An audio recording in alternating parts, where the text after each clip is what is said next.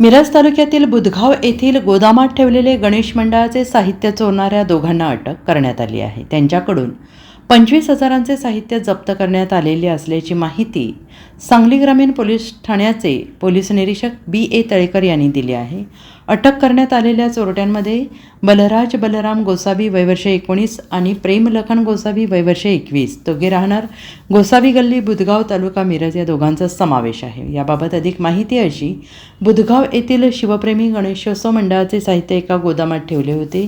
दोघांनी त्याचे कुलूप तोडून त्यातील साहित्य लंपास केल्याची फिर्याद सांगली ग्रामीण पोलिसात दिली होती। यातील चोरट्यांना पकडण्यासाठी गुन्हे प्रकटीकरण शाखेचे पथक गस्त घालत होते। त्यावेळी ही चोरी बलराज प्रेम गोसावी यांनी केल्याची माहिती हवालदार मेघराज रोपणर यांना मिळाली। त्यांनी पथकासह जाऊन दोघांना ताब्यात घेतले। त्यांच्याकडून चोरलेले 25,000चे साहित्य जप्त करण्यात आले। Bureau report SPN Marathi Sangli.